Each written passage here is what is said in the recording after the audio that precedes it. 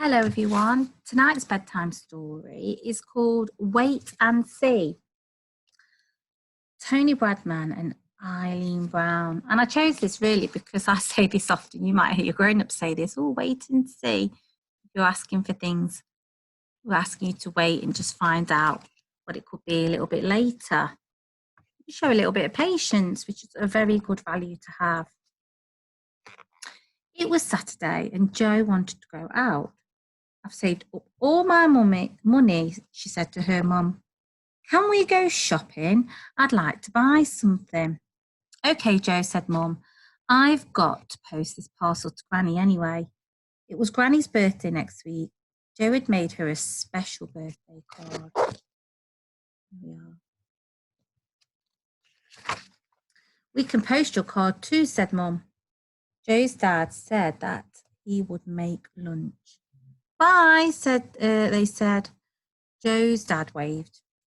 Jo patched the dog on the head and off they went. They had to go past the shops on the way to the post office. The first one they came to was the baker's. They stopped to chat to Mrs. Tomaselli. She said Jo must have grown at least 1 inch since last Saturday. Jo looked at the lovely cakes in the window. Should she buy one with her money? No, thought Jo. I'll wait and see. Remember, Dad is cooking lunch. She wouldn't want to spoil her lunch by having those cakes now, right? The next shop they came to was the greengrocer's. They stopped to chat with Mr. Singh. He told Jo, he said Jo must have grown at least 2 inches since Saturday. Jo looked at the lovely juicy red apples in the window. Should she buy one with her money? No, thought Jo, I'll wait and see. For these shops, instead of going perhaps to a supermarket where you have everything there, they all sell one type of food.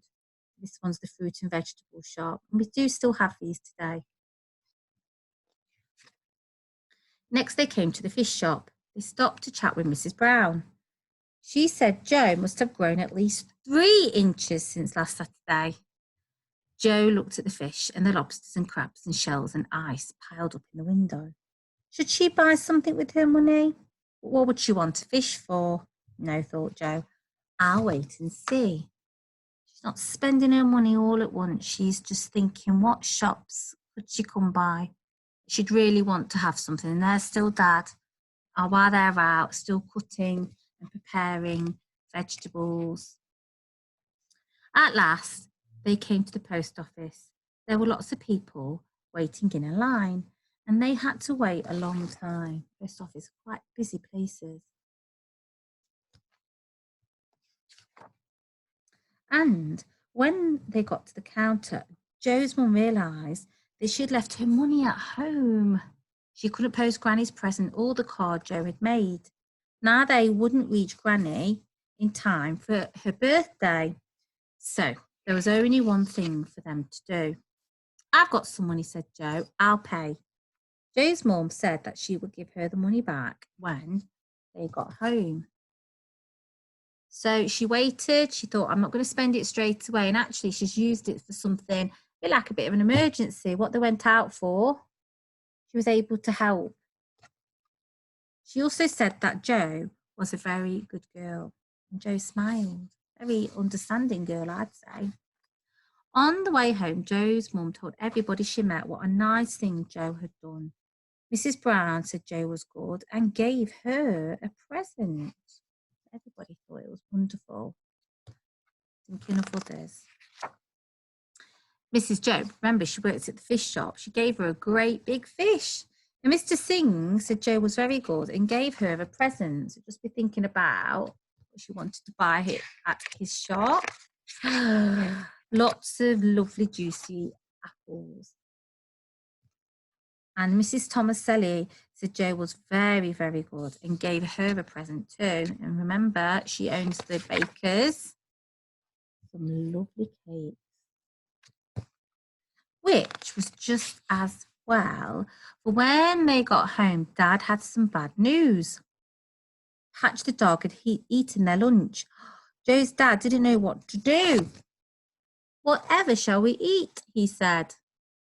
Oh dear, but think about what they have. Joe and her mum laughed.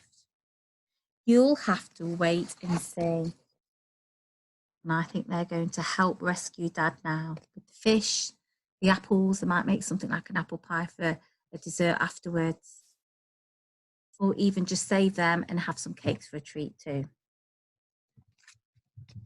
Lovely story. So it's Friday, get to sleep tonight straight away and enjoy your weekend tomorrow. Stay safe, enjoy your time with your families, and we will see you on Monday. Good night.